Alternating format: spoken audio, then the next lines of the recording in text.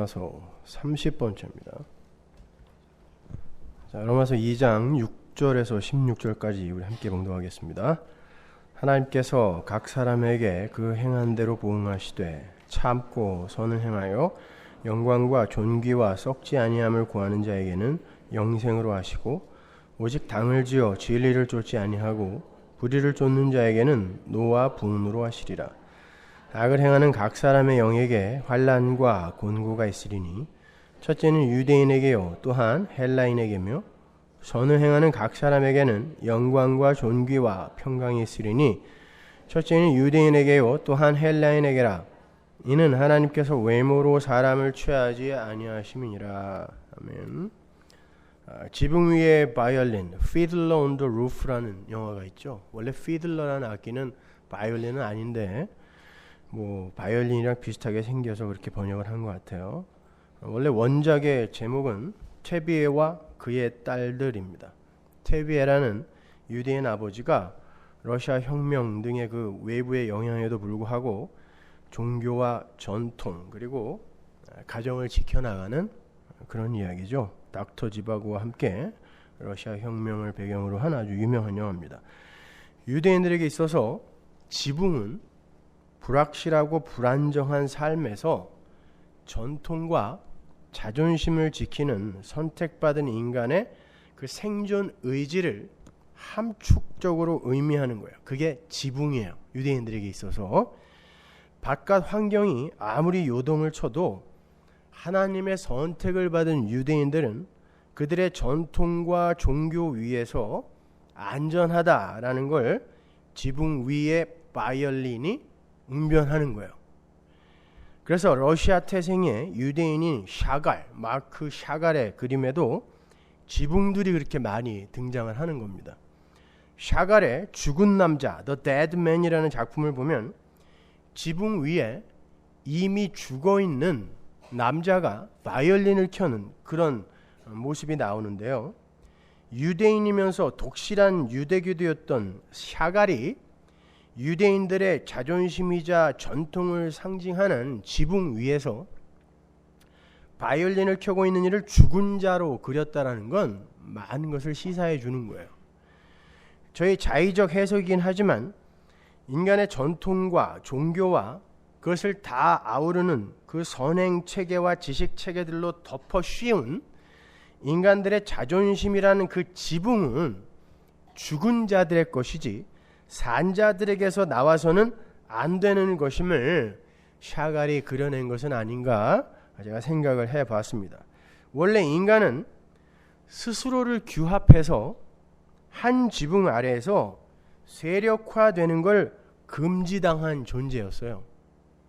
그럼에도 인간들은 끊임없이 자신들의 지붕을 만들고 그 아래에서 세력을 규합하여 하늘에 대항하는 삶을 살았어요.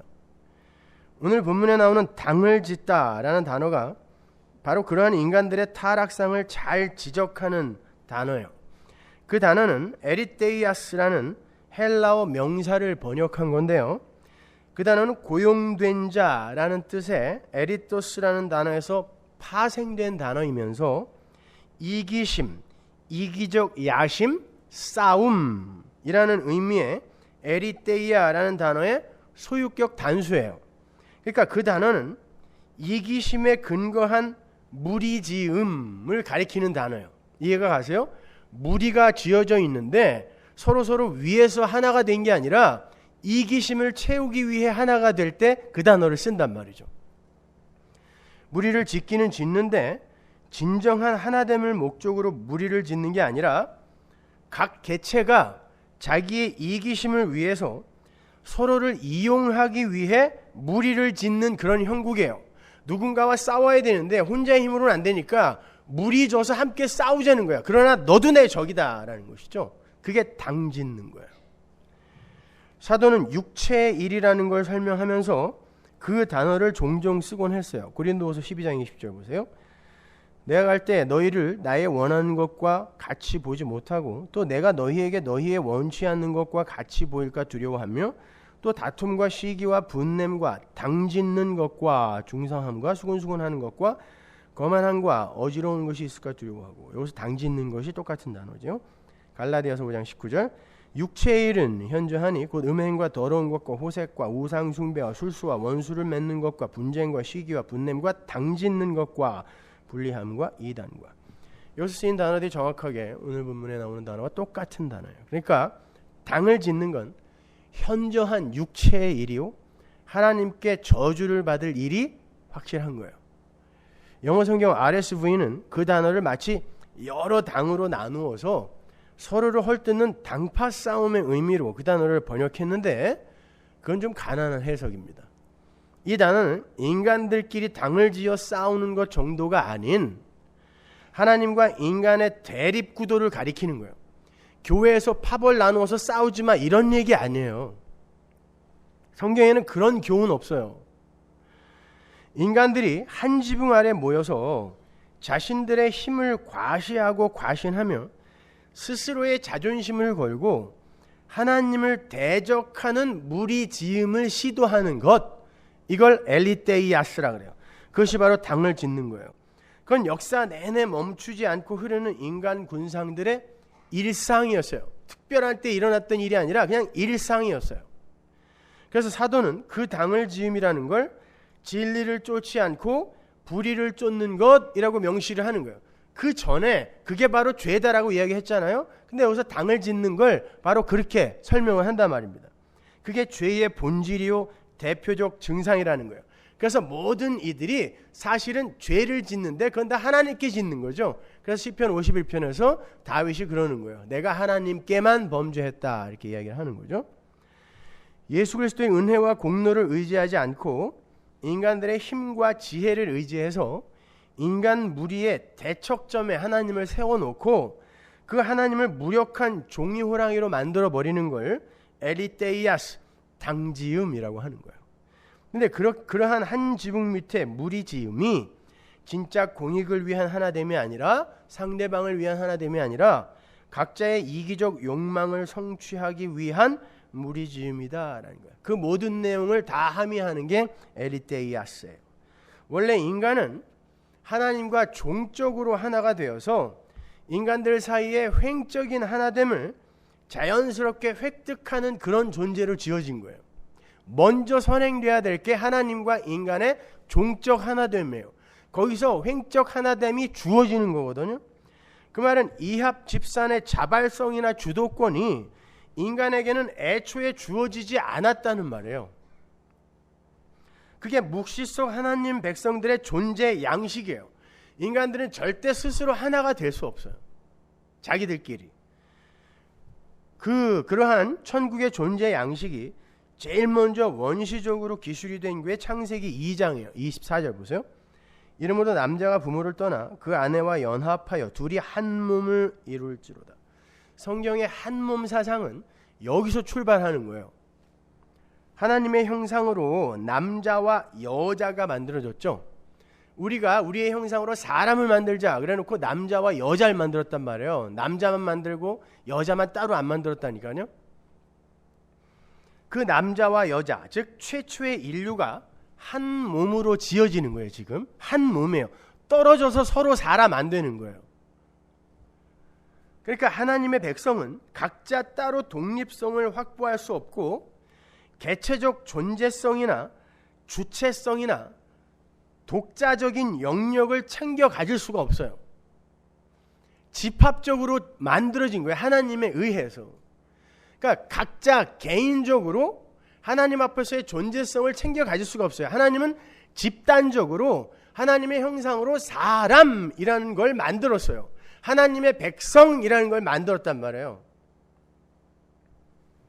아담이 없이 하와가 사람일 수 없고 하와가 없이 아담이 사람일 수 없는 것처럼 하나님의 백성, 즉 교회는 어떤 기준점으로서의 그 기호주의로 부름을 받은 집단적 존재예요. 당연히 그 기준은 예수 그리스도죠. 그러니까 교회는 개인의 성숙 정도나 됨됨이 등을 근거로 개별적 구원을 받을 수 있는 게 아니라 창세전에 이미 집단적으로 하나님에 의해 구원을 받은 거예요. 아담과 하와의 한 몸은 남자가 부모를 떠나서 아내와 연합함으로 이루어지는 한 몸이죠. 이 한 몸은 각자 개체의 어떤 됨됨이나 실수나 죄로 인해 멸해질 수 없는 한 몸이에요. 그런데 그 남자는 자신의 죽음으로 여자를 만들어내죠. 잠자한다는 건 항상 죽음을 메타포한다 그랬잖아요. 그리고 여자는 그러한 남자의 은혜 앞에서 나는 당신 없이는 존재할 수조차 없었던 그런 자입니다 라는 자기 부인에서 비롯된 순종의 고백을 하는 거예요. 그게 바로 올바른 하늘의 하나됨이에요. 둘 다 상대방 앞에서의 자기 존재성을 부정당하는 그런 방식이죠. 하나는 상대를 위해 목숨을 버리는 부정당하는 형식이고, 다른 하나는 당신 없으면 나는 존재도 될 수 없습니다라는 자기 존재의 부정. 이렇게 하나님 나라의 한몸됨은, 하나됨은 서로 자기가 부정당하는 그런 존재 양식으로 한 몸이 되는 거예요. 그러한 하늘 백성들의 존재 양식을 예수님과 교회가 크게 그려내고 있는 거예요. 그게 종적인 하나됨이고, 그 결과로 하나님의 백성들이 그러한 양식으로 횡적 하나됨을 이루는 곳, 거기가 하나님 나라라는 것입니다. 그걸 설명해 주는 거예요, 성경은요. 그러한 하늘의 하나됨에는 오늘 본문의 당을지음 안에 들어가 있는 이기심과 다툼이 배제되어 있어요. 그게 다른 거예요. 어떤 공동의 목적을 세우고 그 목적을 향해 하나로 모인다고 해서 그게 다 하나님이 기뻐하는 하나됨이 아니란 말입니다. 그러니까 자꾸 교회가 하나 돼야 된다, 하나 돼야 된다 그런 소리 하지 마세요. 알곡과 가라지가 하나가 되면 어떻게 되는 거예요? 그런 식의 하나됨 아니라니까요. 협동이라 그래요. 그냥 그거는 우리들 잘 먹고 잘 살기 위해서 다른 데에 우리 교회 이름 내기 위해서 잘 협동하자 그러잔 말이에요. 차라리 그건 성경이 이야기하는 하나됨 아니에요. 하늘의 하나됨은 하나님의 뜻에 복종하는 자들이 자신들의 피조물됨을 올바로 인식하고 수긍하며 하나님의 뜻을 따라서 하나님과 연합이 될 때 이루어지는 하나됨이에요. 그래서 하늘의 하나됨에는 지붕이 인간들이 세우는 전통이나 종교나 열심의 지붕이 아니라, 유대인들의 그 지붕이 아니라 하나님의 장막으로 덮이는 거예요. 그게 요한계시록에 나오는 거죠.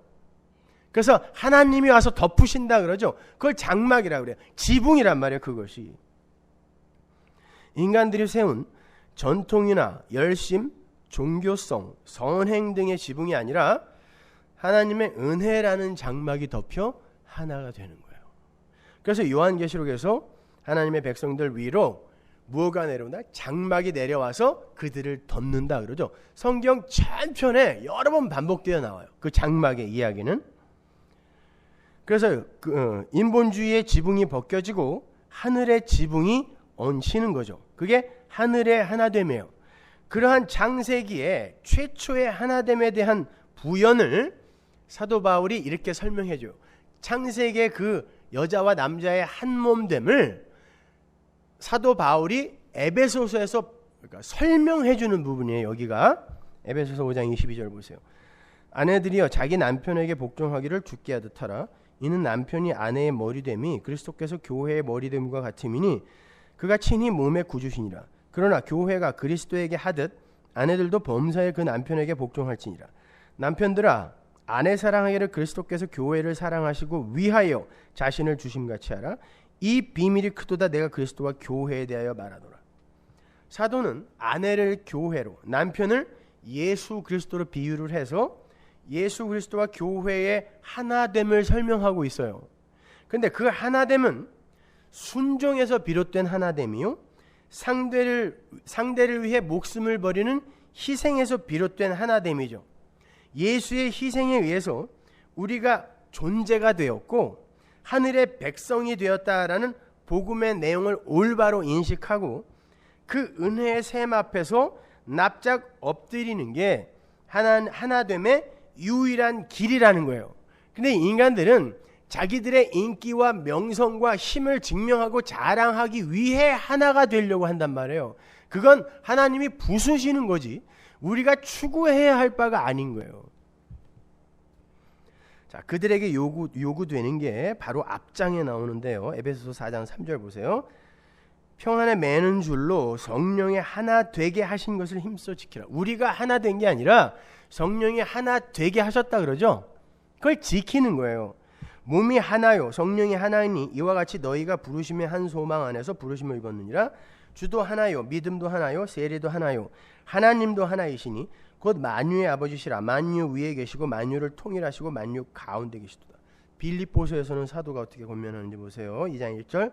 그러므로 그리스도 안에 무슨 권면이나 사랑의 무슨 위로나 성령의 무슨 교제나 긍휼이나 자비가 있거든 마음을 같이하여 같은 사랑을 가지고 뜻을 합하며 한 마음을 품어 아무 일에든지 다툼이나 허용으로 하지 말고 오직 겸손한 마음으로 각각 자기보다 남을 낮게 여기고 각각 자기 일을 돌아볼 뿐더러 또한 각각 다른 사람들의 일을 돌아보아 나의 기쁨을 충만케 하라. 다른 곳에서는 너희 안에 이 마음을 품으라 라고 하면서 예수님이 자기의 목숨까지 다 비워내고 너희를 살리지 않았니? 이렇게 그 한 마음, 그 마음을 품으라고 그래요. 강조해요. 하나됨을 힘써 지키라고 그러고 한 마음을 품으라고 그래요. 그런데 그 하나됨은 자기보다 남을 낮게 여기는, 더 훌륭하게 여기는 그러한 것에서 나오는 하나됨이란 말이에요. 근데 이게 잘 되던가요? 잘 안 되죠.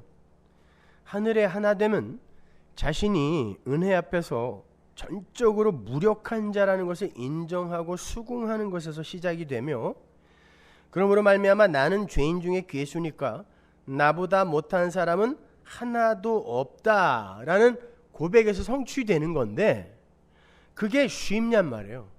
잘 안 되잖아요. 하나가 되고 싶어 하기는 해요. 그런데 전부 자기의 이름과 자기의 영광과 자기의 체면을 세우기 위해 하나됨을 추구해요. 내가 죄인이라는 것을 고백하기는 하는데 그래도 쟤보다는 내가 조금이라도 낫지 않나라는 마음을 요만큼씩은 다 갖고 있어요. 여러분 그걸 당지음이라고 해요. 에리테이아스 위에는 하나님의 진노와 분이 쏟아진다 그러잖아요. 그럼 안 되잖아요. 지금 우리가 그 상태인데 거기에 진노와 분이 쏟아진다 그러는데 어떻게 할 거예요? 그래서 하나님은 인간들의 하나 되려는 시도를 역사 속에서 부수고 흩으시는 거예요. 인간들 스스로의 자존심 챙기기를 흩어버리고 부수신다는 뜻이에요. 그게 역사인 거예요. 그걸 성도는 알아먹고 인간들은 못 알아먹어요. 끝까지 하나됨을 추구해요.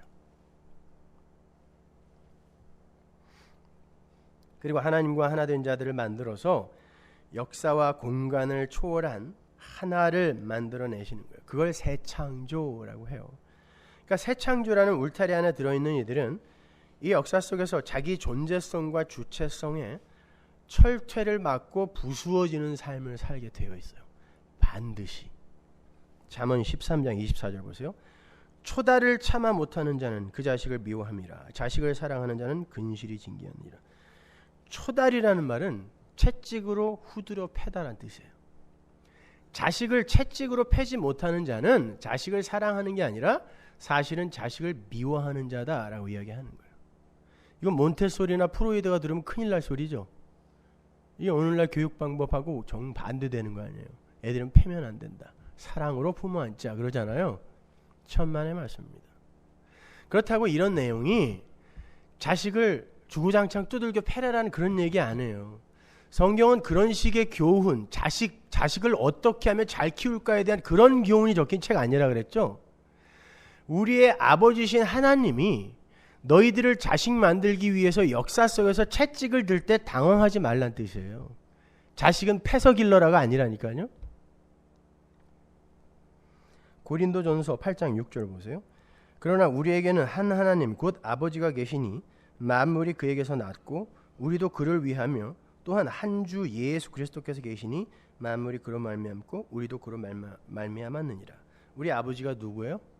하나님. 그럼 아버지는 뭐 해야 돼요? 자식에게 반드시 채찍을 들어야 돼요. 그래서 여러분의 인생에 예수 안 믿는 자들은 전혀 맞아보지 못하는 특별한 채찍이 등장하는 거예요. 야, 예수 믿었더니 왜 이렇게 재수가 없어졌지? 맞는 거예요. 잘 가는 거예요. 예수님이 여러분이 하나님의 아들임을 인정하시는 거예요. 예수님도 그러시잖아요. 승천하시기 전에 내가 너희를 고아와 같이 안 내버려 둘 거야 그러죠. 굉장히 기쁜 소리로 들었죠. 그거요. 돌아다니면서 내가 원하는 거 다 들어주겠지. 아니요. 아버지 역할을 하겠다는 거예요. 그래서 거기에 고아라는 단어가 등장하는 거예요. 죽이겠다는 뜻입니다. 채찍으로 패서. 여러분이 창세기에서 보셨다시피 하나님은 사람을 하나로 만드셨어요. 그런데 그 하나는 여자를 위해 희생한 남자와 그러한 희생에 대한 감사로 그 남자의 뜻에 순종하는 여자에 의해 성취되는 거예요. 각자가 하나님의 뜻 아래에서 부정되고 부인되는 가운데 하나됨이 이루어지는 형국이란 말이에요. 그건 예수 그리스도라는 하나님의 희생에 의해 성취되는 연합을 모형하고 있는 거죠. 연합이에요, 그게. 그래서 아담이라는 남자가 6째 날 잠이 드는 거예요. 인간이 언제 만들어졌어요? 6째 날. 여자는 남자가 만들어지고 한참 있다 만들어진 거 아니에요. 거기서 날짜 계산하고 있지 마세요. 오래오래 놔뒀으니까 나중에 에이구 독처하는 게 좋지 못하니까 참 저렇게 외로워하는 거 아버지가 돼서 못 보겠다. 그러니까 자꾸 거기에 시간을 집어넣는 거예요. 아니에요. 하나님이 우리의 형상대로 사람을 만들자 그랬잖아요. 한날 만들어진 거란 말이에요. 그리고 남자 여자 만들었다 그랬으니까 남자를 만들고 그 남자를 6째 날 죽이는 거예요. 잠들게 하는 거예요. 근데 6째 날이 무슨 요일이에요? 그 다음 날이 안식일이었잖아요. 안식이죠. 7째 날이. 그럼 안식일 전날은 금요일이죠. 금요일 날 예수님 죽은 거예요. 안식 후 첫날 3일째 부활한 거고. 그래서 남자가 6째 날 죽는 거예요. 잠드는 거예요. 그리고 그 옆구리가 뚫리고 그의 심장을 막고 있는 갈비뼈가 적출이 돼요. 아주 죽는 거죠. 그리고 그 안에서 새로운 신부, 교회가 탄생되는 그 이야기를 하는 거란 말입니다. 그런데 그렇게 해서 둘은 한 몸이 되는 거거든요. 그게 한 몸 사상이에요. 성경의 한 몸 사상. 그런데 그렇게 한 몸이 되어라 라고 그게 이제 인간인 아담과 하와에게 넘어가자마자 무슨 일이 생겨요? 분열이 생기죠. 안 된다는 뜻이에요. 그거는요. 그러니까 사람끼리 너희들끼리 한 몸 되어서 하나님이 기뻐하는 그런 한 몸 되려고 애쓰지 말란 뜻이에요. 그래서 제가 결혼식 주례할 때는 항상 이야기하죠. 너무 그런 거 애쓰지 말라고. 안 된다고. 격려를 해줘야 되는데 아주 초를 쳐가지고 시작부터 안 되잖아요. 뭐가 돼요? 여자는 남자를 타고 넘어가고요. 남자는 여자에게 모든 책임을 전가시켜버려요. 금방 분열이 생겨요. 거기에 마귀라는 존재가 같이 손을 얹는 거죠. 생각해보세요. 하와가 아담 보고 선악과를 먹으라고 한 건 너 내 편 하자라고 하나됨을 추구한 거예요. 근데 거기에 마귀가 같이 손을 얹는 거죠. 그게 무슨 말이냐면 여러분 마귀를 딴 데서 찾지 마세요. 악마를 보았다? 마귀는 내 안에 있어요. 내 안에 있는 마귀 못 보고 딴 데서 자꾸 악마 찾는 그놈이 악마예요. 마귀는 그렇게 우리 인간들의 힘을, 가능성을 여전히 놓지 못하고 하나님 앞에서 내가 어떤 존재성을 챙길 수 있다라고 믿는 그 세력을 다 마귀라 그래요. 그래서 거기에 뱀이 같이 손을 얹은 것뿐이에요. 걔가 다 뭔 일을 저지른 게 아니에요. 전부 마귀 탓 좀 하지 마세요. 지들이 마귀인데 전부 마귀 탓이에요. 다. 그 김기동의 베레아 학파가 다 그거 아닙니까? 내가 보기엔 지들이 귀신인데 전부 귀신 탓이야. 감기도 귀신 탓, 치질도 귀신 탓, 부부싸움 해도 귀신 탓, 섭섭해도 귀신 탓. 아니요, 다 여러분 탓이에요. 여러분 안에 있는 그 마귀성. 그렇게 뱀과 여자와 남자가 한통속이 됐죠. 그렇잖아요. 한통속이 됐어요. 하나님 대척점에서. 근데 그 속에는 사실 책임전과와 월권과 다툼과 시기로 가득 차 있었잖아요. 이게 인간들의 당직기의 실체예요. 이게 한 몸이 되긴 되는데, 하나님을 대적하기 위해 한 몸이 되긴 되는데 서로를 향해서도 이를 가는 거죠. 예수님을 죽이기 위해서 당을 지었던 사람들 생각해 보세요. 바리새인, 사두개파, 헤롯 당, 로마. 여러분, 이 사람들 서로 다 원수들이었어요. 근데 예수님을 대적하는 자리에서 하나로 뭉치죠. 그렇다고 그들이 진짜 나보다 남을 낮게 여기는 무리로 하나가 된 건 아니잖아요. 하나님을 죽이기 위해 하나가 되는 거예요. 그게 인간들의 당짓기예요. 그들은 그 후로도 하나가 아니었어요. 인간들의 당짓기는 이렇게 감추어진 의도를 품은 저급하고 치사하며 더러운 하나됨인 거예요. 여러분, 왜 정치인들을 철새라고 그러죠? 여러분, 인간들에게는 사실 이념과 사상 같은 거 별 관심 없어요. 그냥 자기 유익과 체면을 따라서 이당 저당 옮겨 다니는 거예요. 제가 거기 있어봐서 알아요. 술 한잔 먹으면 지 속에 있는 거 다 얘기하거든요. 그래서 나왔어요. 왜냐면 나도 똑같았는데 저 새끼들도 다 똑같은 거야. 그러니까 거기에 있으면은 이건 뭐 완전히 다 막이 되는 것 같아가지고. 그건 하나됨이 아니에요. 그 중심에 내가 있으면 절대 그건 하나됨이 아닙니다.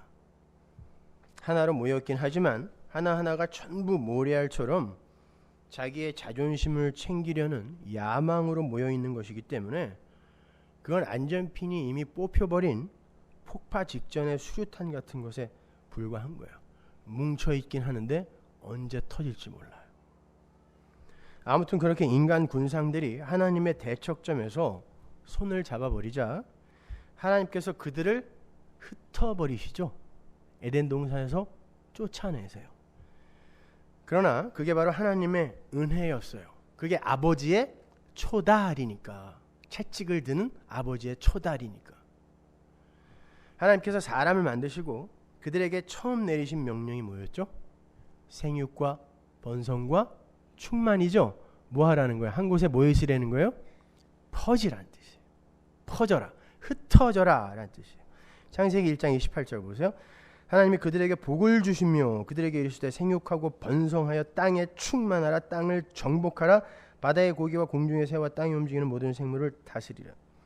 여기서 생육과 번성과 충만이라고 번역이 된 히브리어 마레, 라바, 파라는 전부 확장, 흩어짐, 확산이라는 뜻이에요.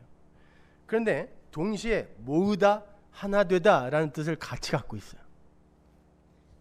전혀 상반이 되는 의미인 것 같은데 그 상반된 의미가 같은 단어 안에 들어있는 거예요.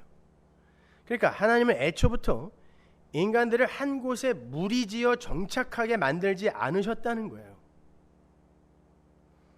하나님은 세상으로 흩어져서 땅에 충만하라 그러셨어요. 아담에게. 근데 지들끼리 편먹고 선악과 먹어버렸잖아요. 그럼 어떻게 해야 돼요? 하나님이 흩어야죠. 그래서 그걸 복이라고 하는 거예요. 지금 1장 28절이. 흩어지는 거예요. 자기들끼리 하나 돼서 하나님의 대적으로 사는 건 이건 저주기 때문에 하나님의 그 시도들을 그냥 흩어버리는 거예요. 그게 역사란 말입니다. 그런데 그게 진짜 모으는 거라는 거예요. 그게 진짜 하나됨이 되는 유일한 길이라는 거예요.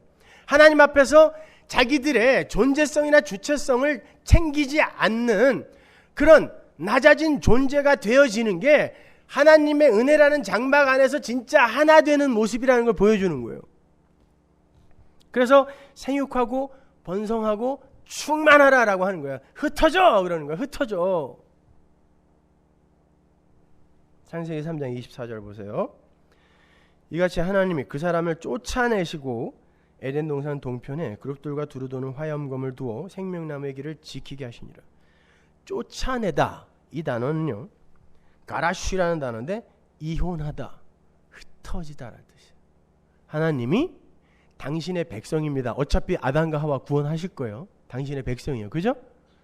왜냐하면 아담이 하나님의 원시복음 창세기 3장 15절을 듣고 아내의 이름을 산자의 어미라고 짓잖아요. 하와라고. 아, 우리는 그 여인의 후손에 의해 사는 거구나라는 그 복음을 이해한 거란 말입니다. 그러면 그냥 에덴에서 놔두시지 뭐하러 쫓아내냐고요. 성도야, 하나님의 백성들아, 이게 바로 너희들의 인생이란 나를 보여주는 거예요. 그래서 쫓아내는 거예요. 하나님이 당신의 백성들과 잠시 이혼하는 거예요. 이혼하고 어떻게 그 혼인잔치가 다시 성취가 되는지를 보여주는 게 역사란 말이에요. 그래서 흩으시는 거예요. 이혼하시는 거예요. 그게 가라쉬란 말입니다. 하나님과 이혼하게 된 사람이 하나님과 헤어져 지금 흩어지는 거예요. 사람은 그렇게 하나님과 이혼을 하고 땅에 흩어져서 자신들의 근본된 토지를 갈면서 나는 하나님과 이혼한 자며 흙에서 왔으므로 흙으로 돌아가는 게 당연하다. 그런 자기의 처음 자리 확인을 해야 됐던 거예요. 자, 흙에서 왔으니 너는 흙으로 돌아가라라고 하나님이 저주하셨잖아요. 그러면 우리는 당연히 이 세상을 살면서 나는 흙에서 왔으니 흙으로 돌아가는 게 당연하구나. 이걸 배워야 되는 거죠. 인정해야 되는 거죠. 그 흙이 모여있는 곳이 어디예요? 지옥. 그러면 내가 지옥 가는 거 당연하네요. 이 고백 해야 맞아요. 나는 천국가 마땅한 인간입니다. 이게 맞아요. 하나님이 너는 흙에서 왔으니 흙으로 돌아가라 그랬으면 내가 지옥 가는 거 당연한 거예요. 이 고백하고 가는 거예요.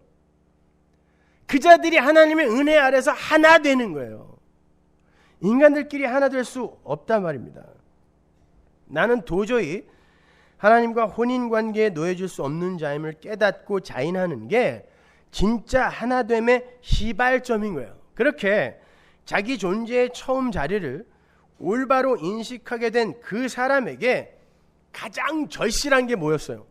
나는 흙에서 왔으니 흙으로 돌아가라는 하나님의 저주에 의해 지옥에 떨어져야 하는 죽은 자가 많네라는 자각이 있을 때 그 사람에게 가장 절실한 게 뭐겠어요?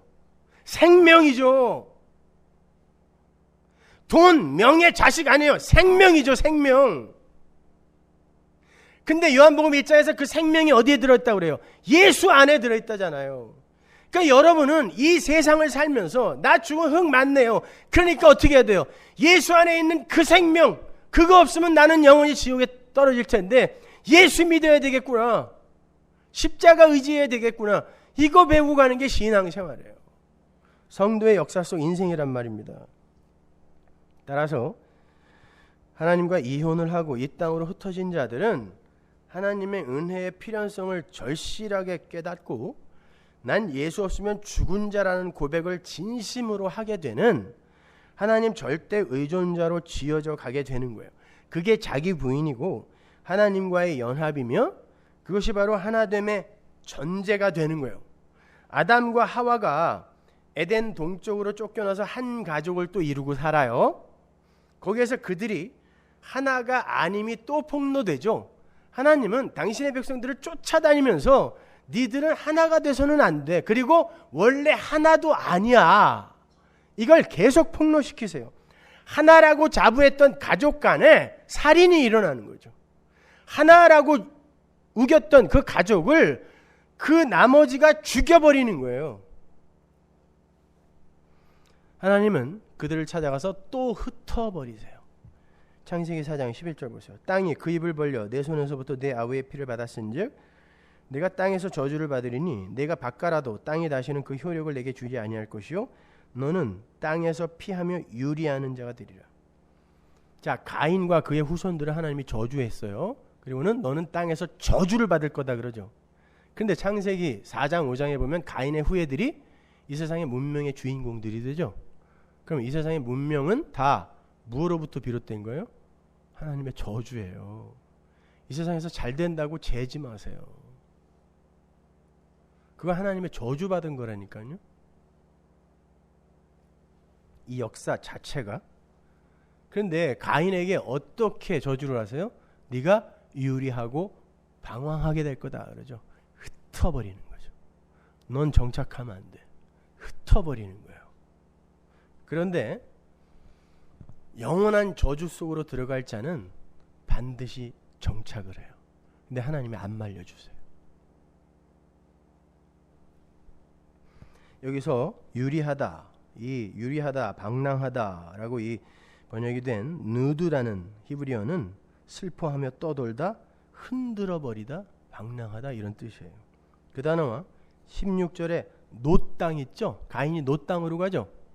그 놋이라는 단어가 똑같은 단어예요. 노드, 누드 같은 의미의 단어예요.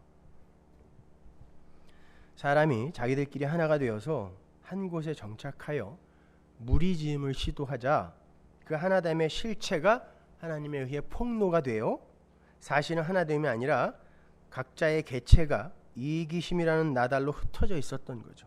그래서 하나님은 그러한 인간들의 시도와 추구를 부수시며 흩어버리세요. 그랬더니 가인이 뭐라 그래요? 맞습니다. 저는 유리하는 자가 되는 게 맞습니다. 라고 엄살을 떨어요. 창세기 4장 14절 보세요. 주께서 오늘 이 지면에서 나를 쫓아내시온 즉 내가 주의 낯을 배웁지 못하리니 내가 땅에서 피하며 유리하는 자가 될지라. 그죠? 맞습니다. 그렇게 될 겁니다.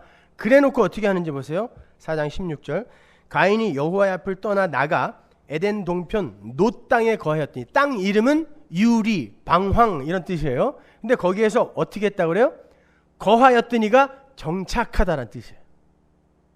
정착하다. 아내와 동침하니 그가 잉태하여 에녹을 낳은지라 가인이 성을 쌓고 그 아들의 이름으로 성을 이름하여 에녹이라 하였더라. 유리 방황이라는 땅에 마치 하나님을 조롱하듯 정착을 하여 성까지 쌓는 거죠. 해볼 테면 해보자는 거예요. 요걸 유리 방황이라 그래요. 진짜 유리 방황. 이 땅에서 나그네요 이방인으로 유리 방황하는 그들이 정착한 거예요. 하나님 나라에. 그리고 이 땅에서 정착하여 살겠다고 하는 그들이 진짜 누드 유리 방황하는 거예요. 성도는 그걸 볼 수 있어야 되는 거예요. 그 에녹이라는 성 이름은 나에게 바치는 성이라는 뜻이에요. 그리고는 가인의 후예들이 그곳에서 문명과 예술과 문화와 과학의 주인공들이 되어서 역사에 정착하는 모습이 4장 말미에 자세하게 적혀 있어요. 근데 성경은 그걸 땅으로부터 저주받은 거라고 분명히 이렇게 기록하고 있는데 사람들은 그게 하나님의 복받은 거라고 이야기하죠. 심지어 교회에서도 복받아라 복받아라 하면서 그 복의 내용을 이렇게 설명해 주잖아요. 고집 꼭대기에 올라가는 거, 세상에서 잘 되는 거, 이런 식으로.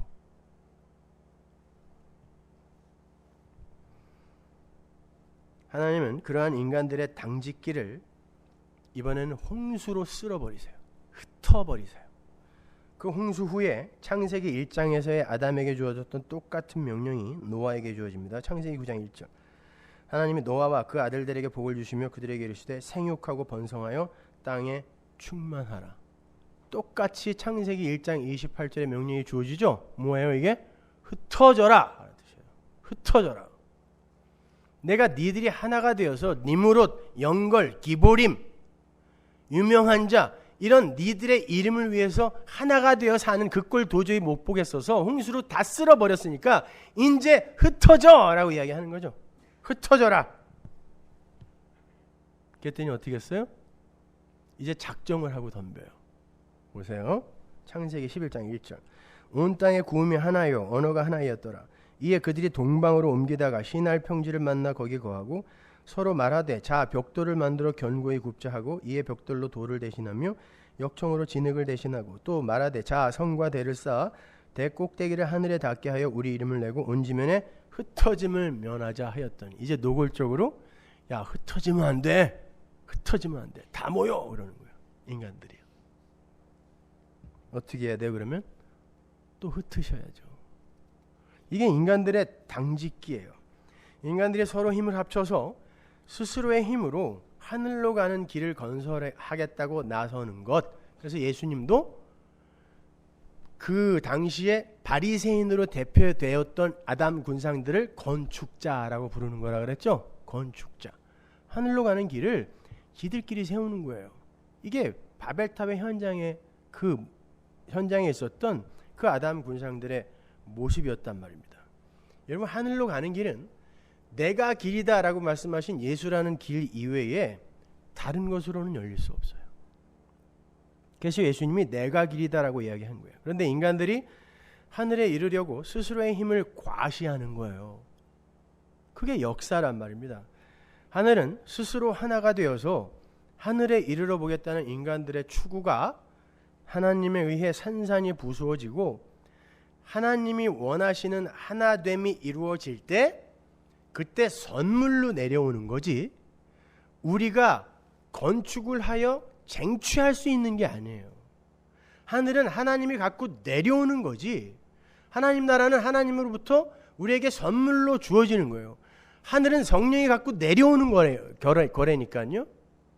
우리가 건축하여 올라가서 쟁취하는 게 아니란 말입니다. 우리가 하나가 되어서 하늘을 쟁취하자, 이게 불교를 포함한 이 세상 종교들이잖아요. 열심히 하여 해탈도 하고 윤회도 벗어나고 열반에 이르자, 천국 가자, 극락 가자, 이게 세상 종교죠. 기독교는 하늘은 내가 너희에게 선물로 주기 전에는 절대 너희 손으로 쟁취될 수 없는 것이다를 주제시킨 후에 선물로 내리 꽂으시는 게 기독교의 하늘이에요.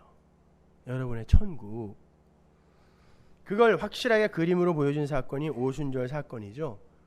오순절날 마가의 다락방에 모여있던 사람들이 갑자기 방언을 했죠.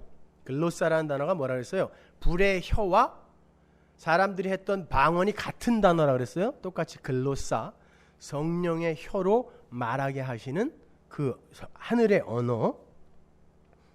그건 그곳에 모여있던 유대인 디아스포라들이 나고 자란 곳, 적어도 15개국 이상의 언어들을 거기에 모여있는 이들이 막 한 거예요. 언어가 다시 흩어지는 거예요. 그런데 여기서는 흩어지는데 하나님에 의해 흩어지자 그들이 하나로 이해를 하여 진짜 하나가 되는 거예요. 바벨탑 현장에서는 언어를 흩었더니 이들이 저주받아 흩어져 버렸어요. 그런데 하나님이 하나님 나라를 갖고 와서 하나님의 흩으심으로 흩었더니 그들이 성령을 받고 흩어지면서 진짜 하나가 되더라는 거예요. 그걸 교회라 그래요. 사도행전 2장 4절 보세요. 저희가 다 성령의 충만함을 받고 성령이 말하게 하심을 따라 다른 방언으로 말하기를 시작하니라. 자기 나라 방언으로 이야기한 게 아니라, 자기 나라 언어로 이야기한 게 아니라 각각 다른 15개국 사람 이상의 사람들이 알아들을 수 있는 그 나라 방언들로 이들이 말하기 시작한 거예요. 언어가 흩어진 거예요, 지금요. 근데 다 알아듣는 거예요, 한 의미로. 그게 바로 진짜 하나님 나라의 이 존재의 메커니즘이란 말입니다. 창세기 11장 5절 보세요. 여호와께서 인생들의 쌓는 성과 대를 보시려고 강림하셨더라. 여호와께서 가라사대 이 무리가 한 족속이요 언어도 하나이므로 이같이 시작하였으니 이후로는 그 경영하는 일을 금지할 수 없으리로다. 자, 우리가 내려가서 거기서 그들의 언어를 혼잡케 하여 그들로 서로 알아듣지 못하게 하자 하시고, 여호와께서 거기서 그들을 온 지면에 흩으신 거로, 언어를 흩어버린 걸 그들을 온 지면에 흩었다라 그러죠. 흩으심으로 그들이 성 쌓기를 그쳤더라. 그 성 쌓기 그치지 않으면 어떻게 되는 거예요? 죽어요. 멸망입니다.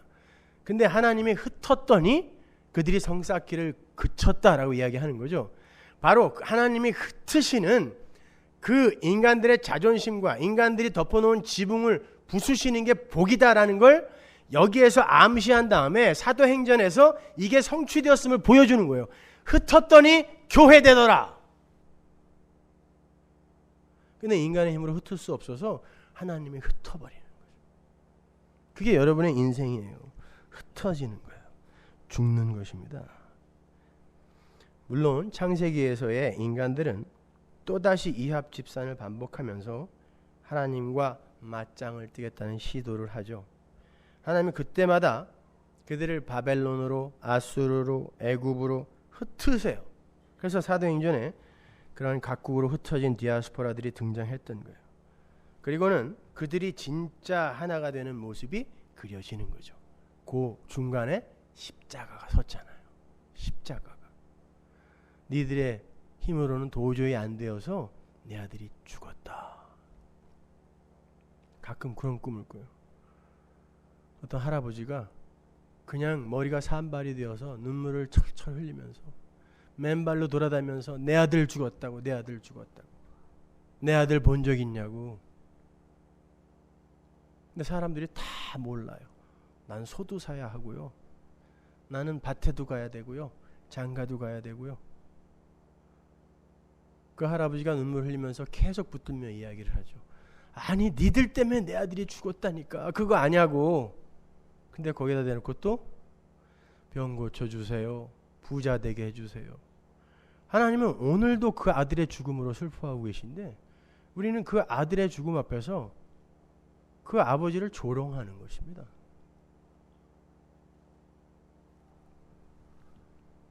하나님의 흩으심의 결과가 어떠한 열매를 맺는지 보라는 거예요.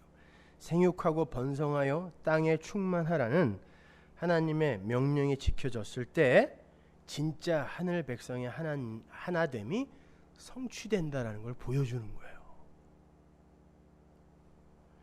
근데 인간의 힘으로는 그게 안 되니까 십자가가 개입을 하는 거죠. 하나님의 십자가로 인간들의 자기 우상화, 당짓기를 깨부수시는 거예요. 그래서 승천하시기 전에 예수께서 당신의 제자들에게 또다시 너희들은 흩어져라 명령하고 가시는 거예요. 마태복음 28장 18절 보세요. 예수께서 나와 일러 가라사대 하늘과 땅의 모든 권세를 내게 주셨으니 그러므로 너희는 가서 모든 족속으로 제자를 삼아 아버지와 아들과 성령의 이름으로 세례를 주고 내가 너희에게 분부한 모든 것을 가르쳐 지키게 하라. 볼지어다 내가 세상 끝날까지 너희와 항상 함께 있으리라 하시니라. 사도행전 1장 8절 보세요. 오직 성령이 너희에게 임하시면 너희가 권능을 받고 예루살렘과 온 유대와 사마리아 땅 끝까지 이르러 내 증인이 되리라 하시니라. 뭐라는 거예요? 이거 단순히 전도하라 이 말하는 거 아니에요. 흩어져라. 너희들의 그 흩어지는 삶 속에서 내일은 내가 하겠다는 뜻이에요. 우리가 누구를 전도합니까? 하나님의 창세전 택한 백성이 우리의 삶을 통하여 그냥 하나님에 의해 불려 들어오는 거예요. 그런데 제자들이 흩어졌나요? 예루살렘 교회에 또 뭉쳐진 소금처럼 꽁꽁 뭉쳐 있었죠. 어떻게 하세요? 또 흩으세요. 그 흩어짐에 스데반의 죽음이 기화가 되죠. 예수 그리스도의 죽음을 모형하는 거예요. 사도행전 8장 1절 사울이 그의 죽임당함을 마땅히 여기더라. 그가 스데반이에요. 그날에 예루살렘에 있는 교회에 큰 핍박이 나서 사도 외에는 다 유대와 사마리아 모든 땅으로 흩어지니라. 이렇게 인류의 역사는 인간들 측에서 만들어내려 하는 인류의 하나됨과 그것을 흩어버리시며 하나님과의 하나됨을 먼저 고민하라는 하나님 측에서의 열심이 서로 충돌을 하는 현장이에요. 따라서 이 서머나교회라는 이 로컬 처치는 그 자체로 우리가 유지하고 확장하는 걸 목적으로 삼아서는 안 돼요. 여러분은 교회가 커지고 또 탄탄해지고 하는 걸 자랑해서는 안 돼요. 흩어져야 되는 거예요. 오히려 하나님이 언제 예루살렘에서라도 그냥 잘 모여서 여기에서 크게 부흥시켜라 그랬나요? 흩어져라. 니들 하나하나가 흩어져야 내가 일을 할 거 아니야 이야기한 거예요. 그러니까 엉뚱한 거 목적하지 마세요. 우리 교회가 뭐 요즘 사람들이 많이 온다고 해서 다들 그냥 기들이 살아가지고 흩어져야 돼요. 그러니까 인간들의 가능성과 자존심을 버리지 못하고 자기들 스스로의 힘으로 하늘에 닿아보겠다는 자들은 끊임없이 당을 짓고 하나님은 계속해서 그들의 당짓기를 파해버리시고 예수를 머리로 한 하늘의 당짓기를 버리시는 게 이 역사예요. 그렇게 로마서는 1장 1절부터 시작해서 전부 왜 의인은 하나님이 선물하시는 믿음에 의한 의로만 살아날 수 있는가라는 인간 자체의 자격과 공로의 그 부정이 전제로 깔려 있는 거예요. 니들은 안 된다라는 게 전제로 깔려 있는 거예요. 에베소서 2장 16절 보세요. 또 십자가로 이 둘을 한 몸으로 하나님과 화목하게 하려 하심이라. 원수된 것을 십자가로 소멸하시고. 한 몸은 무엇으로 만들어요? 십자가로 만든다 그러잖아요. 인간의 의지와 결단으로 안 돼요. 십자가로 한 몸이 되는 거예요. 거기에 인간의 노력과 열심과 자격과 공로는 완전히 배제되어 있는 거예요. 요한계시록으로 가면 각 족속과 방언으로 흩어졌던 자들이 한 곳으로 돌아오는 장면이 나오는데 이제 진짜 하나가 되는 거예요. 묵시 속에서 그들 흩어짐에서 하나로 모여지는 곳에서 어떤 노래를 하는지 보세요. 계시록 7장 9절. 일 후에 내가 보니 각 나라와 족속과 백성과 방언에서, 이거 흩어진 거죠. 하나님이 흩으셨더니 하나님의 백성들은 흩어졌어요. 그렇게 흩어진 하나님의 백성들이 나중에 이제 한 곳으로, 기호가 있는 그곳으로 모이는데 뭐라고 찬송하는지 보세요. 능히 셀 수 없는 큰 무리가 흰 옷을 입고 손에 종려가지를 들고 보좌 앞과 어린 양 앞에 서서 큰 소리로 외쳐 가로되 구원하심이 보좌에 앉으신 우리 하나님과 어린 양에게만 있다. 그거 배우고 오는 거예요. 흩어져서. 다른 거 하는 거 아니에요. 우리가 하나 되어 절대 하나님 나라로 가는 길 건축 못한다. 그거 배우고 오는 거예요. 흩어져서. 하늘의 하나됨은 어린 양 예수에 의해서만 가능하다는 걸 깨달은 자들이 그 구원의 현실을 찬송하며 한 곳으로 모이는 거예요.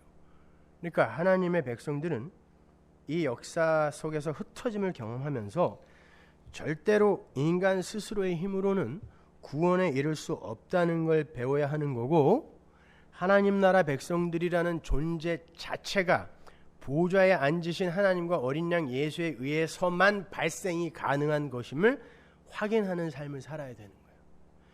그렇게 하나님은 인간들로 하여금 이 역사와 사회의 구조적 모순을 겪게 하시면서 끊임없이 탈주를 시도하게 하세요. 끊임없이 보다 나은 삶을 위해 탈주하는 걸 노마디즘이라고 그러죠. 들레지의 노마디즘. 끊임없이 탈주를 시도하게 하시고, 그럼에도 인간들은 또다시 재고착화, 재고정화의 시도를 내어놓죠. 왜? 정착해야 되거든요. 유리하면 불안해서 못 살아요. 그러니까 끊임없이 하나님은 흩으세요. 사회와 이 역사와 인생의 구조적 모순들을 경험하게 해서 흩으시는데, 인간들은 끊임없이 재고착화, 재정형화를 시도하는 거죠. 이게 들레즈의 노마디즘이에요. 근데 그 속에서 하나님의 백성들만 진짜 흩어지더라는 거예요. 장막을 들고 흩어지더라는 것입니다.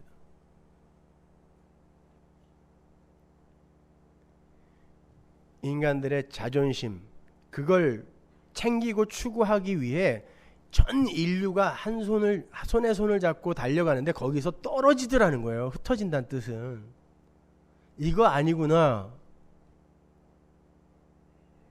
그게 흩어지는 거예요.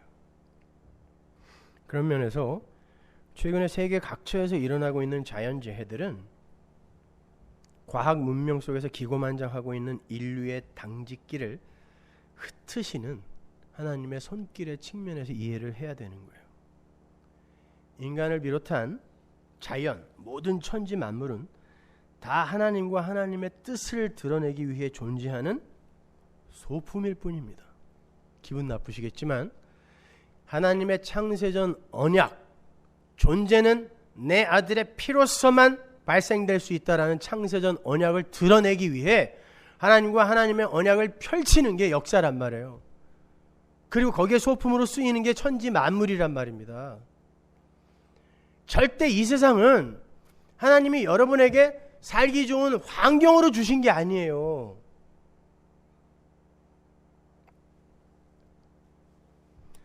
그래서 성경은 만물이 하나님에게서 나오고 하나님에게로 돌아간다라고 하는 거예요. 그리고 그리스도를 위하여 존재하는 것이다라고 이야기를 하는 거예요. 하나님을 위하여 창조됐다라고 이야기하는 거예요. 우리를 위하여 만물이 존재하는 게 아니란 말입니다.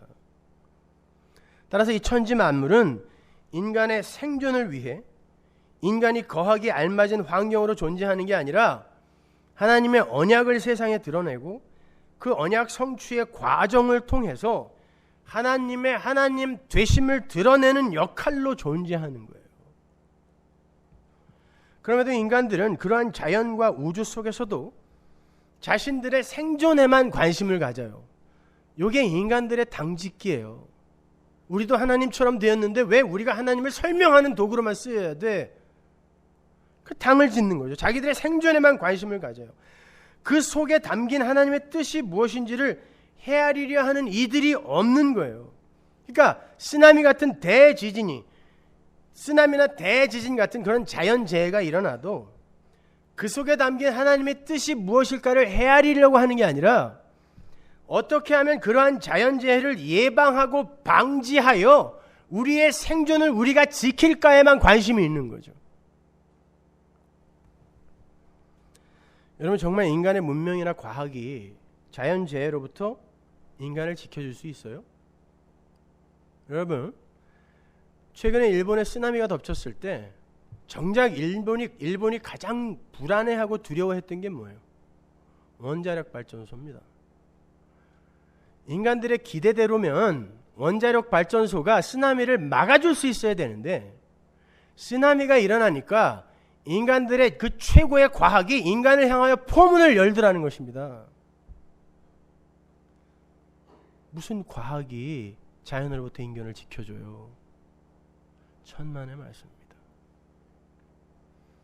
이런 자연재해는 빙산의 일각이에요. 잠깐 파도가 몇 미터만 지자리를 벗어나도 인간들은 이렇게 속수무책입니다.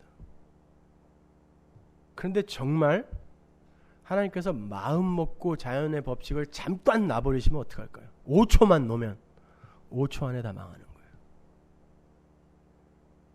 하나님의 일반 은총이 5초만 풀어지면 인류는 즉시 망하는 거예요. 그런데 그걸 지금 막아보겠다라고 하는 거죠. 하나님은 끊임없이 나팔을 불고 계신데 인간들은 손에 손을 모아서 야, 구호 헌금도 보내고 하나가 돼야지, 하나가 돼야지, 종교 간에도 하나가 돼야지 당짓는 거예요. 하나님께로 돌아가 부르짖어야 되는데 하나가 돼서 이기자라고 하는 거예요. 그게 당짓는 거예요.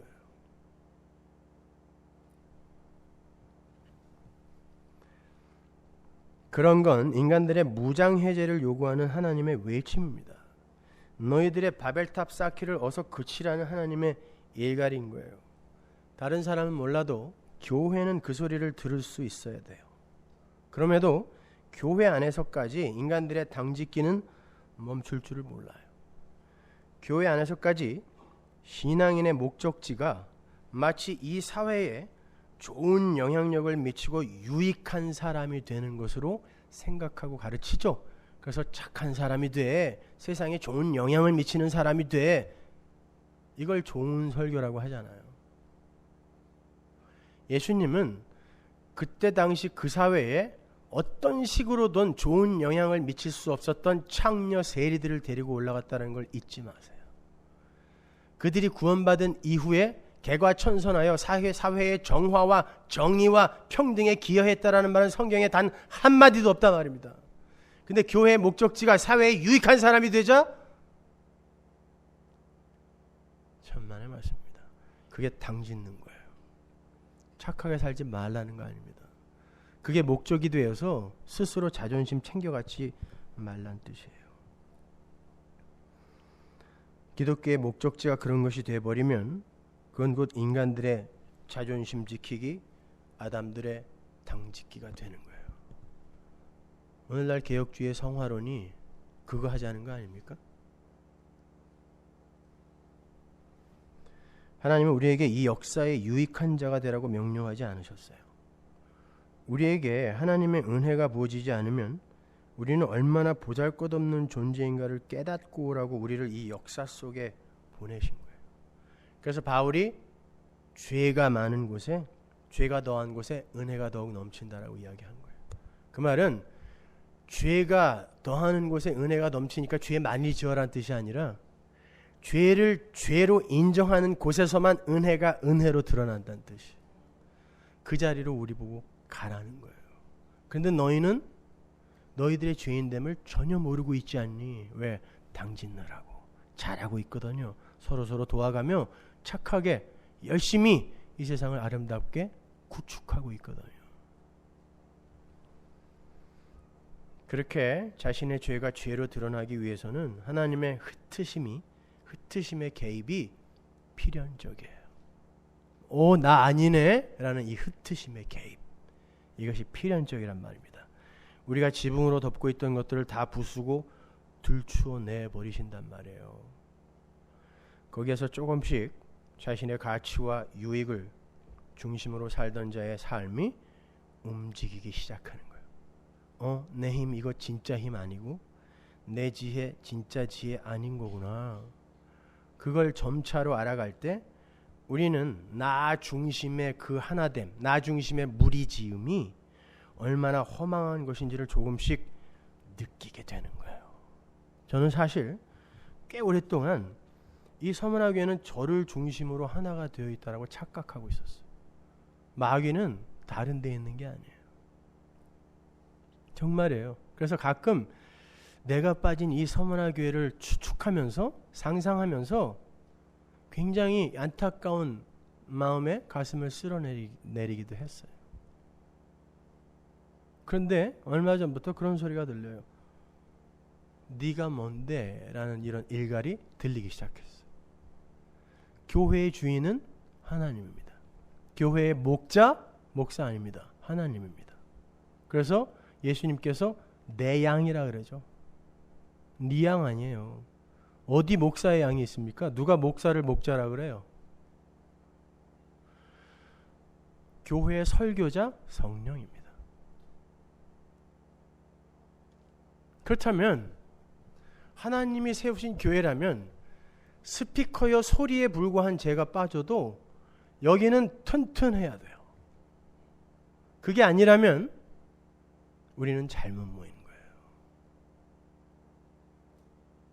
이 지적 허영심을 채우기 위해 못 들어본 이야기 들으러 나온 사람들이 모인 곳이라고 생각하시면 돼요. 그게 안 된다면. 여러분, 교회는 그런 여러분의 지적 허영심을 채우는 곳이 아니에요. 칼바르트가 죽기 전에 자기의 서재의 책들을 전부 10,000권이 넘는 책을 불태워버린 거 아세요? 그리고 성경 하나 딱 꽂아놨습니다. 칼바르트를 저는 별로 좋아하지 않지만 그는 정말 시대의 사상가였고 철학자였고 신학자였어요. 그 사람의 책을 한 권을 읽으려면 정말 진이 빠질 정도로 힘이 들 정도예요.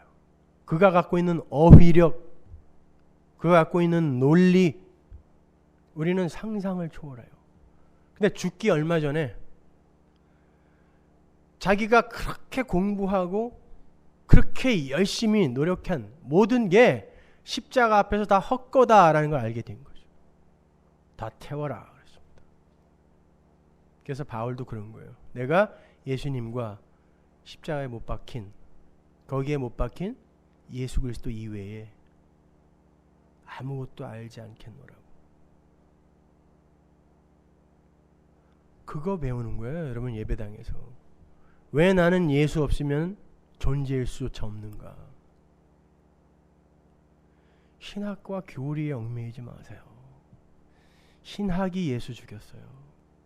바리새파, 사두개파, 에세네파, 쿰란 공동체, 당시에 자기들끼리 최고의 신학이라고 우기던 신학과 교리를 갖고 있던 자들이었어요.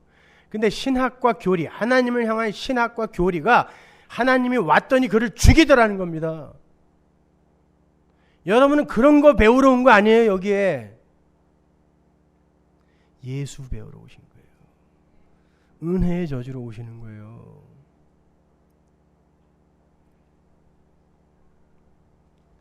그렇게 우리는 우리의 지붕을 빼앗기다가 결국 홀랑 벗겨진 지붕 위로 예수의 은혜라는 지붕이 다시 얹혀지는 그러한 위대한 경험을 이 인생과 역사 속에서 하고 가야 돼요.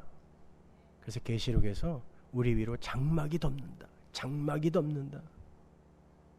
계속 그런 이야기를 하는 거예요. 그게 하나님 나라예요. 그래서 이사야가 그 하나님 나라를 이렇게 묘사하는 겁니다. 이사야서 11장 6절 보세요. 그때 이리가 어린 양과 함께 거하며 표범이 어린 염소와 함께 누우며 송아지와 어린 사자와 살찐 짐승이 함께 있어 어린아이에게 끌리며 암소와 곰이 함께 먹으며 그것들의 새끼가 함께 엎드리며 사자가 소처럼 풀을 먹을 것이며 젖 먹는 아이가 독사의 구멍에서 장난하며 젖된 어린아이가 독사의 굴에 손을 넣을 것이라. 나의 거룩한 산 모든 곳에도 해됨도 없고 상함도 없을 것이니 이는 물이 바다를 덮음같이 여호와를 아는 지식이 세상에 충만할 것입니다. 그날에 이새의 뿌리에서 한 싹이 나서 만민의 기호로 설 것이요 열방이 그에게로 돌아오리니 그 거한 곳이 영화로우리로다.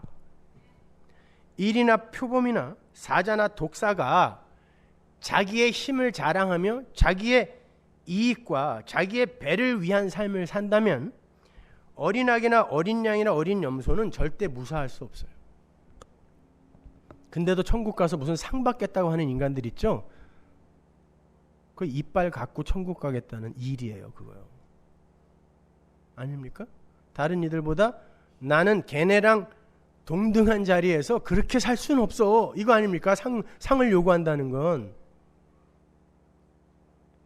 그러면 거기에서도 잡아먹히고 잡아먹는 일이 생기게 돼요. 근데 거기는 그런 일이 없어요.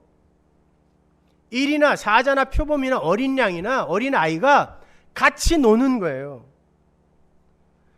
그것은 붕어빵처럼 똑같은 모양의 똑같은 힘을 소유한 자들이 모여 사는 그런 재미없는 곳이 아니라는 거예요. 천국에 갔더니 전부 배용준이야, 막 그냥. 그리고 전부 최지우. 재밌어요, 그게?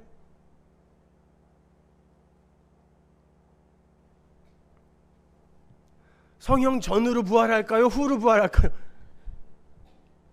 그런 게 왜 궁금해요? 각기 다른 모양과 능력과 힘을 소유하고 있는 다양성이 있어요. 근데 그 다양성이 여호와를 아는 지식 앞에서 헛것이 되더라는 것입니다. 아무런 차이와 구별의 근거가 못 되는 거예요. 여호와를 아는 지식 앞에서 그것이. 그 다양성과 차이를 무색해 하는 그 기호가 섰으니 그게 예수 그리스도다라고 이야기하는 거예요. 그분의 십자가 은혜 앞에서는 사자나 호랑이나 어린 양이나 어린 아기나 모두 죽은 흙일 수밖에 없는 거예요. 은혜가 아니면 죽은 거니까. 예수의 은혜가 없이 존재할 수 있는 건 단 하나도 없잖아요. 그러니까 그 지식이 올바로 박히면 그게 내 힘이 안 되는 거예요. 그러니까 사자가 이를 갖고 있어도 그걸 잡아먹는데 못 쓰는 거예요. 내 힘이 아니거든요.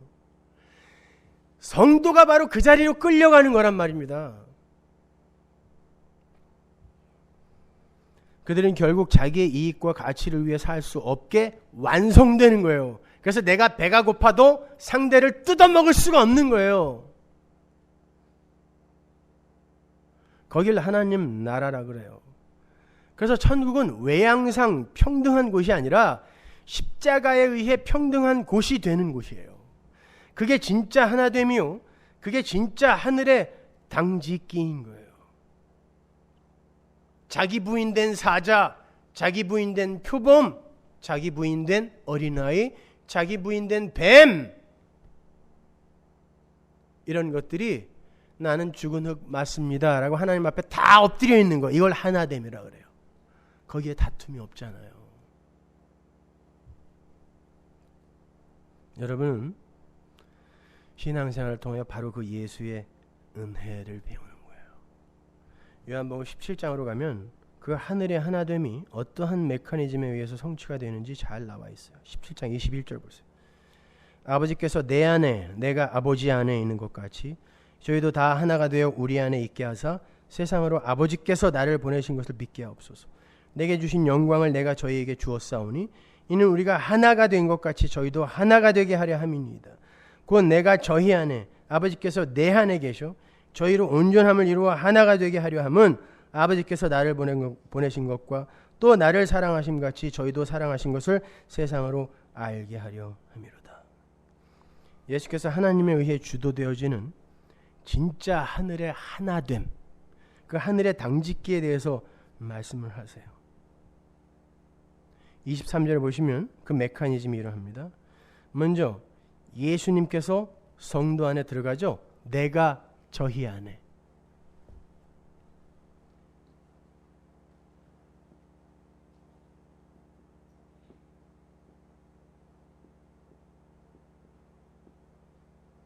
그리고 두 번째가 뭐예요? 아버지께서 내 안에죠.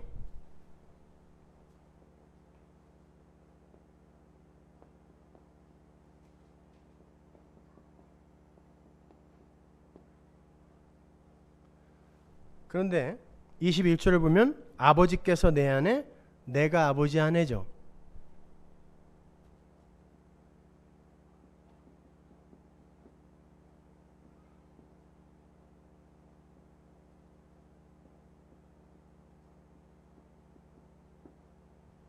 이 두 그림 합치면 어떻게 돼요?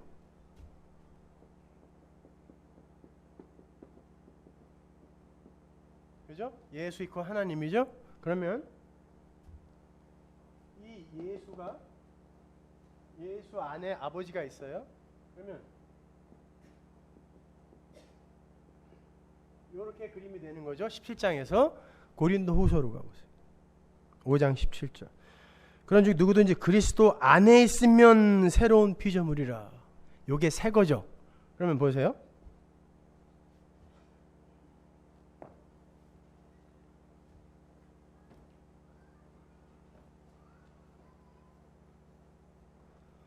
성도는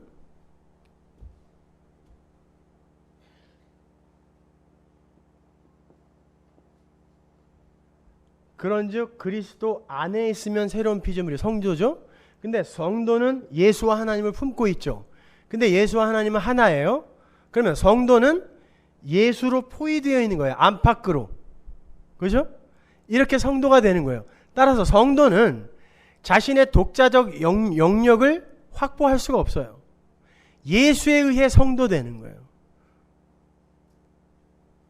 이게 십자가로 완성되는데 지금 십자가 지시기 전에 대제사장적 기도에서 말씀하시는 거잖아요. 이로 말미암아 뭐가 이루어지냐면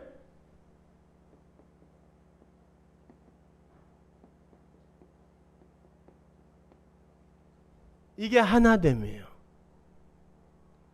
요렇게 성도가 완성되는 거예요. 그런데 각자가 개체가 노력하고 성숙과 변화를 추구하여 성도가 될 수 있어요? 성도는 십자가에 의해서만 존재할 수 있는 거예요.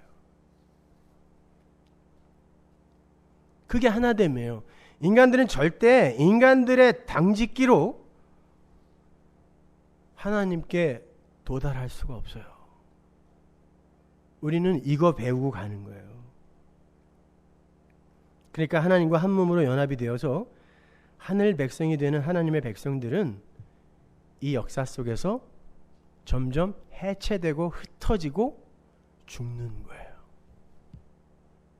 우리 인간은 한 몸이 되어서 하나님께 도달할 수 없는 거구나. 이게 자기 부인이잖아요. 그걸 죽음이라 그래요. 그래서 점점 그렇게 자신감을 잃을 때 세상이 힘과 가치로 추구하고 있는 것에 대해서 점점 흥미를 잃게 되고 세상이 이를 봤을 때 어떻게 이야기를 할까요? 저놈 죽었네. 우리는 세상을 보고 세상 죽었네.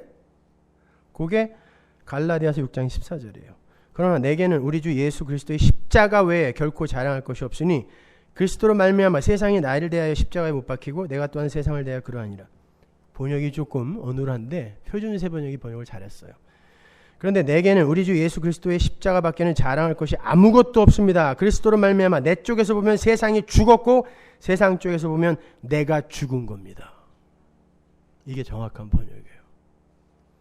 그래서 여러분은 이 세상 속에서 계속 죽은 자로 밀려내려가는 거예요. 그걸 성도의 신앙생활이라 그래요. 그러니까 좀 변했다고, 성숙되어졌다고, 성경 좀 많이 안다고 자랑 좀 하지 마세요. 뭐 그렇게 대단하게 많이 알아요? 그리고 뭐 이렇게 대단하게 많이 착해졌습니까? 솔직히 한번 터지면 옛날로 금방 돌아가잖아요. 연극들 하지 마세요. 성도는 성숙되어 만들어지는 것이 아니라 태초부터 있던 자들이 역사 속에서 발견되는 거예요. 여러분은 점점 성숙되어지는 게 아니라 하나님에 의해 완성된 여러분 자신을 조금씩 밝히 보게 되는 거예요. 그걸 성숙이라고 하자면 하자고요. 그걸 변화라고 하자면 하잔 말입니다. 그러나 여러분이 변하여 여러분이 인간들의 자존심을 챙겨 가져 성도가 될 수 없는 거예요. 시간이 가면 변하겠지? 시간이 가면 성숙되겠지? 그런 말씀하세요. 그게 성화론 아닙니까? 시간이 가면 갈수록 우리는 변화될 거야. 성숙될 거야. 여러분, 시간이 객관적 실체가 맞습니까? 시간이 뭐예요? 시간이 객관적 실체가 맞아요? 아침, 점심, 저녁. 시간이죠. 아침밥, 점심밥, 저녁밥. 뭐가 달라요? 밥이라는 것과 밥을 먹는 행위 다 같은데 행위자의 행위를 인간들이 밖에서 이렇게 하나 둘 세는 걸 시간이라 그래요. 시간은 객관적 실체로 존재하는 게 아니라 인간들이 어떤 행위자의 흔적을 하나 둘 세는 걸 시간이라 그래요. 그러니까 시간이라는 건 어떤 행위자가 행위를 하고 있다라는 흔적을 사람들이 세놓은 걸 시간이라고 한단 말입니다. 이 역사, 이 자연, 우주는 하나님이 행하시는 그 행함이 지금 흔적으로 남고 있는 거예요. 그걸 사람들이 시간이 흐른다, 시간이 간다라고 이야기하는 거지, 시간은 객관적 실체로 존재하는 게 아니란 말입니다. 그런데 하나님의 백성의 완성, 완료라는 것은 묵시 속에서 이미 시간과 관계없는 곳에서 이미 하나님이 완료하신 일이란 말이에요. 그런데 그게 시간이 가면서 성숙된다고요? 변화된다고요? 천만의 말씀이요. 하나님이라는 행위자가 이미 묵시 속에서 완성해 놓으신 그 행위의 흔적이 역사 속에서 이렇게 발견되어지는 거예요. 따라서 여러분은 나는 열심히 노력해서 변해야지 보다 하나님이 왜 아들을 죽이면서까지 나를 구원해낼 수밖에 없었는가를 먼저 배우고, 그럼에도 불구하고 이미 창세전에 나 같은 걸 하나님 백성으로 완료해 놓으셨다니 거기에 감격하는 자가 되는 거예요. 그걸 신앙생활이라 그래요.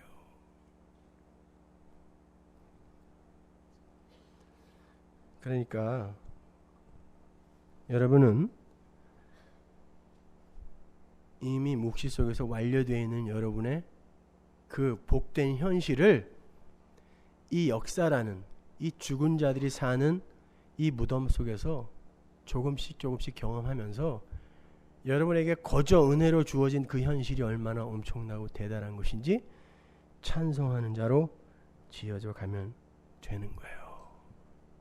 세상은 분명히 여러분들에게 아이고 저거 죽었네 저거 그 말을 할 거예요. 여러분은 그때 당당하게 니들이 죽은 거야 라고 이야기해 줄 수 있는 분들이 되셔야 돼요. 십자가를 사이에 두고 서로 죽었다 라고 하는 그 현실, 그게 여러분에게 인식이 돼야 돼요. 기도하겠습니다. 하나님 은혜를 감사합니다. 아버지 하나님, 하나님의 복음을 가지고도 인간 중심으로 풀다 보니 우리는 기고만장하여 여전히 성경을 들고 바벨탑을 쌓고 있습니다. 하나님, 그러한 당짓기를, 인간의 당짓기를 하나님의 교회들에게 좀 밝히 보여주시고 그것이 어떻게 파괴가 되는지를 경험케 하여 주옵소서. 그리고 그것이 진짜 복이라는 걸 인정할 수 있는 하나님의 백성들이 우리 주변에 있게 하옵소서. 예수님의 이름으로 기도합니다.